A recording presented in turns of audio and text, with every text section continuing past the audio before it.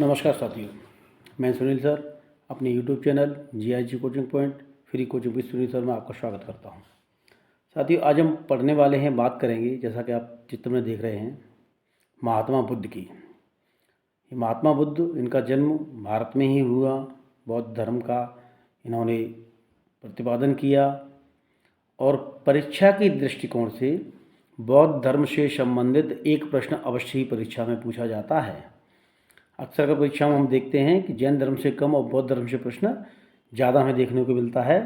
तो आज इस लेक्चर में हम बौद्ध धर्म से संबंधित महत्वपूर्ण बिंदु जो परीक्षा के दृष्टिकोण से बहुत ही उपयोगी हैं, उन्हीं पर चर्चा करेंगे। वैसे तो बौद्ध धर्म का अध्ययन करने बैठें तो पूरा एक दिन पढ़ाने के लिए कम पड़ जाएगा, लेकिन हमें इतिहास सब्जेक्ट रूप में नहीं पढ़ना है, हमें जनरल स्टडी के रूप में इतिहास को पढ़ना है। तो आज हम बौद्ध धर्म के बारे में बात करेंगे और उन्हीं परीक्षोपयोगी बिंदुओं को छूएंगे जो परीक्षा में पूछे जाते हैं।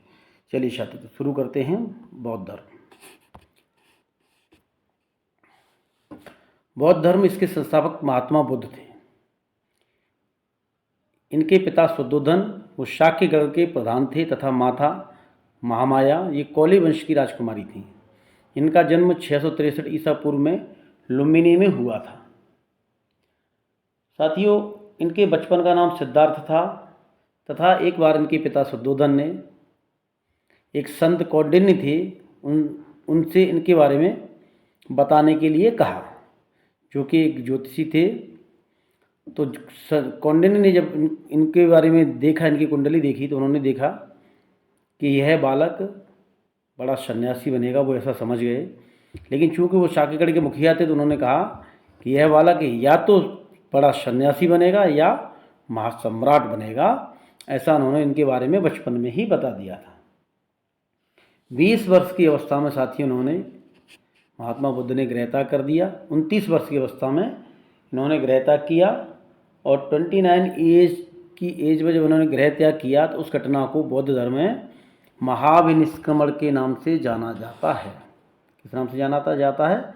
महाभिनिष्क्रमण के नाम से जाना जाता है। जब ये महाभिनिष्क्रमण करके निकल गए, आपने पढ़ा होगा कि 3 घटनाएं उन्होंने ऐसी देखी थी जिससे उनका मन द्रवित हो गया और वो गृहत्याग करने के लिए तत्पर हो गए।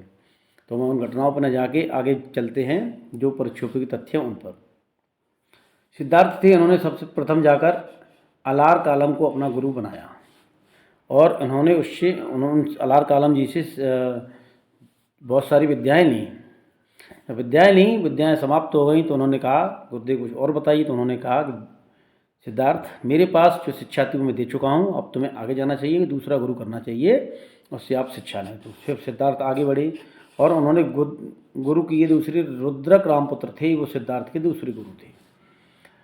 इसके बाद इनसे भी ज्ञान प्राप्त करने के बाद वो चले गए ध्यान मुद्रा में और गया के निकट एक वट वृक्ष के नीचे वो बैठ गए, जो वट वृक्ष निरंजना नदी के तट पर था। आज भी वह बोधि वृक्ष के नाम से जाना जाता है, ऐसा बताया गया है। तिथि थी वैशाख पूर्णिमा की और इन्हें उस दिन ज्ञान प्राप्त हुआ, जिसे बौद्ध धर्म में निर्वाण कहते हैं। ये घटना पूछी जाती है कि जब बुद्ध घर से निकले, गृह त्याग किया, तो घटना को क्या कहते हैं? तो आपको याद रखना, उसे महाभिनिष्क्रमण कहते हैं। और जिस दिन इन्हें ज्ञान प्राप्त हुआ उस घटना को निर्वाण कहते हैं। आगे हम बात करते हैं। ज्ञान प्राप्त के बाद इन्होंने सुजाता नामक स्त्री जो थी वो इनके लिए खीर लेकर आई, तो उन्होंने खीर ग्रहण की। बुद्ध ने प्रथम उपदेश कहाँ दिया? ये भी बहुत इंपॉर्टेंट प्रश्न पूछा जाता है। तो ये ऋषिवन सारनाथ में प्रथम उपदेश दिया और इस प्रथम उपदेश को धर्म चक्र प्रवर्तन नाम से जाना जाता है। किस नाम से जाना जाता है? प्रथम उपदेश को धर्म चक्र प्रवर्तन के नाम से जाना जाता है। आपको दे दिया जाएगा निर्वाण, एक जगह एक कॉलम में लिखा होगा गृह त्याग किया, एक दूसरे कॉलम में लिखा होगा कि ज्ञान प्राप्त हुआ, तीसरे में लिखा होगा कि प्रथम उपदेश दिया, और मैच करने को दे दिया जाएगा। तो आपको याद रखना है, जब गृह त्याग किया तो उसको कहते हैं महाभिनिष्क्रमण, जब ज्ञान प्राप्त हुआ तो उसे कहते हैं निर्वाण, और जब प्रथम उपदेश दिया सारनाथ में तो उसको कहते हैं धर्म चक्र प्रवर्तन नाम से जानते हैं। 483 ईसा पूर्व में कुशीनगर में इनका महापरिनिर्वाण हो गया। देह त्याग जिसको कहते हैं, उस देह त्याग को क्या कहते हैं? महापरिनिर्वाण हुआ बुद्ध जी का। इसके बाद आगे बात करते हैं हम।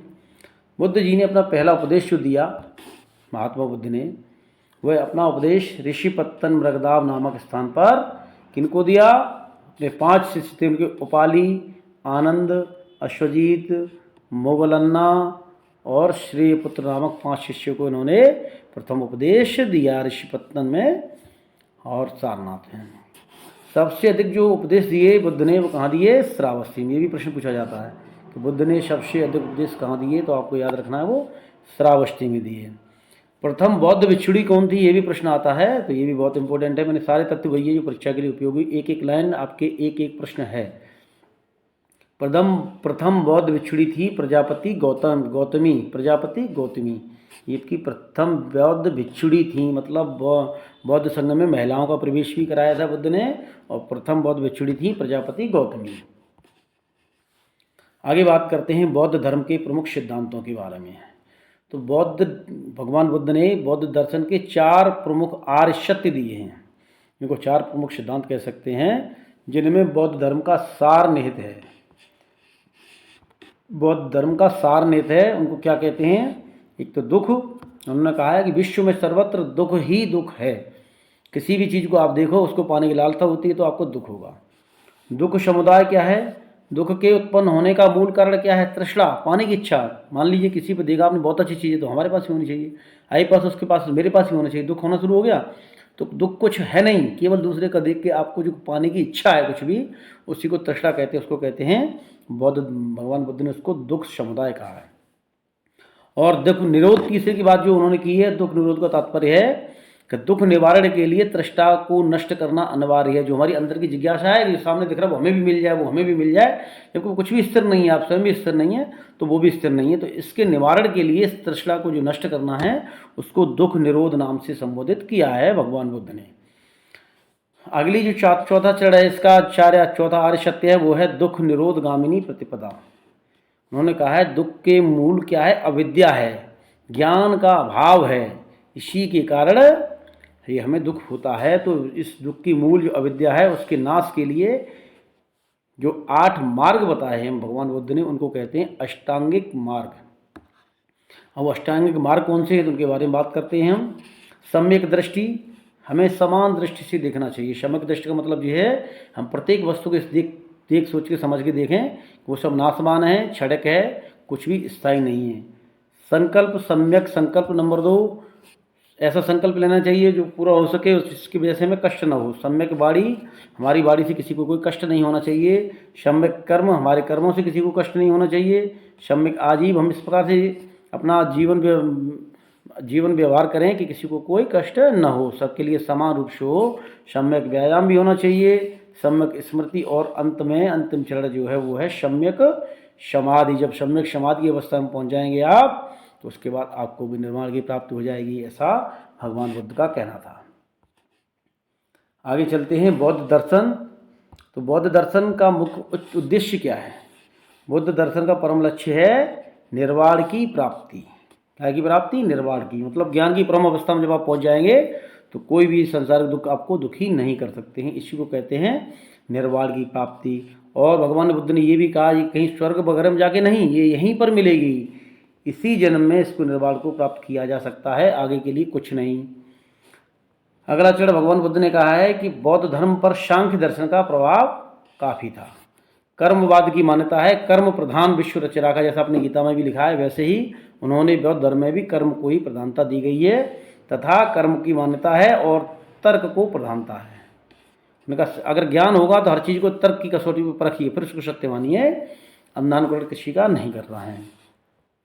आगे बुद्ध कहते हैं, महात्मा बुद्ध की बुद्ध आत्मा और ईश्वर के अस्तित्व पर विश्वास नहीं करते थे। वो ये नहीं कहते थे कोई ईश्वर है, कोई आत्मा है, पर आत्मा ईश्वर में विलीन हो जाती है, बुद्ध ऐसा नहीं मानते थे। परंतु पुनर्जन्म में उनका विश्वास अवश्य था। वो कहते आत्मा का पुनर्जन्म तो होता है, लेकिन ईश्वर और आत्मा के अस्तित्व को नहीं मानते थे। अब जो महत्वपूर्ण प्रश्न आते हैं बौद्ध संगीत से संबंधित, साथियों 4 बौद्ध संगीतियाँ हुई हैं जो बौद्ध धर्म के बारे में, वो प्रमुख जो बौद्ध भिक्षु थे वो बैठ के बौद्ध धर्म के बारे में जो बातचीत करते थे, आगे की रणनीतियाँ तय करते थे, तो उसको कहते हैं बौद्ध संगीति। जो बौद्ध धर्म के विद्वानों की सभा होती थी उसको संगीत कहते थे। अब हम बात करते हैं, इससे अवश्य प्रश्न पूछा जाता है, इसमें प्रत्येक लाइन में प्रश्न है। प्रथम बौद्ध संगीत कब हुई थी? समय याद रखना, 483 ईसा पूर्व में। प्रथम बौद्ध संगीत के अध्यक्ष कौन थे? महाकश्यप थे। प्रथम बौद्ध संगीत किस स्थान पर हुई थी? राजगृह नामक स्थान पर हुई थी। समय 483 ईसा पूर्व, अध्यक्ष महाकश्यप, स्थान सप्तपदी गुफा, राजगृह। उस समय शासक कौन था? किसके संरक्षण में बौद्ध संगीत हुई थी? तो आपको बताना है कि अजात शत्रु के संरक्षण में ये संगीत हुई थी। और इस प्रथम बौद्ध संगीत में क्या कार्य हुए थे? बुद्ध के उपदेशों को शुद्ध पिटक तथा विनय पिटक के रूप में संकलित किया गया, कलेक्ट किया गया। पहले क्या था? बुद्ध के उपदेश शिष्यों ने जो सुने थे वही थे, तो एक दूसरे से सुन के श्रुत के रूप में ट्रांसफर हो रहे थे, लेकिन पहली बार जो संकलित किए गए उपदेश वो शुद्ध पिटक तथा विनय पिटक में संकलित किए गए। ये प्रथम बौद्ध संगीत की बहुत बड़ी उपलब्धि थी साथियों। अब बात करते हैं हम दूसरी बौद्ध संगीत की। दूसरी बौद्ध संगीत थी, इसका समय क्या था? 383 ईसा पूर्व। इसके अध्यक्ष कौन थे? शब्बकामी इसके अध्यक्ष थे। स्थान कहाँ था? वैशाली नामक स्थान पर ये हुआ था। शासन कौन था? किसके संरक्षण में हुई थी सभा? तो ये कालाशोक के समय में हुई थी, इसको काकपड़ भी कहते हैं। और इसका प्रमुख कार्य क्या था? भिक्षुओं में मतभेद के कारण स्थावर तथा महासंघ के रूप में बौद्ध धर्म का विभाजन हो गया। दो संप्रदाय बन गए, एक स्थावर दूसरा महासांघिक। ये भी पूरे पॉइंट याद रखने हैं। समय 383 ईसा पूर्व, अध्यक्ष सब्बाकामी, स्थान वैशाली, शासक कौन था? कालाशोक। और कार्य क्या हुआ? भिक्षुओं में मतभेद के कारण स्थावर तथा महासंघिक के रूप में विभाजन हो गया। आगे हम बात करते हैं साथियों तीसरी बौद्ध संगीत की। तीसरी बौद्ध संगीत में ये जो है समय था इसका 251 ईसा पूर्व, और इसके अध्यक्ष थे मोगलीपुत्र तिश। मोगलीपुत्र तिश याद रखना आपको। स्थान पाटलिपुत्र था, और शासक कौन था? तो ये अशोक थे। अशोक के समय में ये 251 ईसा पूर्व में तृतीय बौद्ध संगीत हुई थी। कहाँ पर? पाटलिपुत्र में हुई थी। मगध की राजधानी थी पाटलिपुत्र। और कार्य क्या था? अभिधम्म पिटक का संकलन किया गया तृतीय बौद्ध संगीत में। आगे चलते हैं हम, तो बात करते हैं चौथी बौद्ध संगीत की।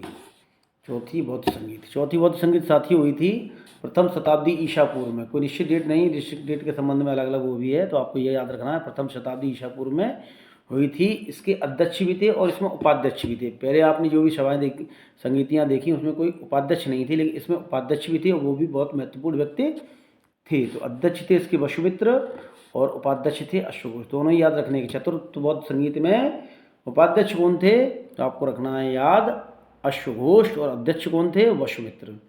कहाँ पर हुई थी? कुंडलवन। ये कुंडलवन कहाँ है? कश्मीर में है। किसके संरक्षण में शासक कौन था उस समय? तो कनिष्क के शासनकाल में ये हुई थी। और महत्वपूर्ण क्या कार्य क्या हुए थे? बौद्ध संघ का हीनयान तथा महायान में विभाजन हो गया, दो भागों में बट गया। बौद्ध धर्म था जो संघ था वो हीनयान और महायान में। अब आप बात करते हैं कि हीनयान क्या है और महायान क्या है। ये आगे चलते हैं और बात करते हैं हीनयान और महायान के बारे में। देखिए साथियों, जो हीनयान संप्रदाय था, इस मत को मानने वाले लोग बुद्ध के मौलिक सिद्धांतों पर विश्वास करने वाले रूढ़िवादी थे। जो बुद्ध कह गए वही सत्य है, कोई सुधार नहीं। मूर्ति पूजा में विश्वास नहीं करते थे, भक्ति में विश्वास नहीं करते थे। वो क्या कहते थे? तर्कवाद में विश्वास और यथार्थवाद में विश्वास रखते थे। वो बुद्ध को केवल मार्गदर्शन स्वीकार करते थे, ईश्वर नहीं। कौन? महायान के वही कहते थे, वो मार्गदर्शक थे, ईश्वर नहीं थे। लेकिन हीनयान के बाद में जो महायान आया, तो महायान में क्या हुआ? समय के साथ थोड़ी सी परिस्थितियाँ चेंज होती हैं, और महायान के लोगों ने महात्मा बुद्ध को भगवान मानना स्वीकार कर दिया। तो ये क्या मानते थे? ईश्वर मानते थे। और ये मूर्ति पूजा में और भक्ति में भी विश्वास रखते थे। कौन? महायान को मानने वाले। इनमें बोधिसत्व की अवधारणा थी। ये कहते थे कि बोधिसत्व थे महात्मा बुद्ध, और आगे भी बोधिसत्व आएंगे, ऐसा मानना था महायान के मानने वालों को। इन्होंने संस्कृत भाषा में ग्रंथ लिखे, और पहले ग्रंथ लिखे थे वो प्राकृतिक और पाली भाषा में थे। ये भी हमें याद रखना है। आगे हम बात करते हैं तीसरा जो इसका संप्रदाय था वो था वज्रयान। वज्रयान संप्रदाय किस लिए प्रसिद्ध था साथियों?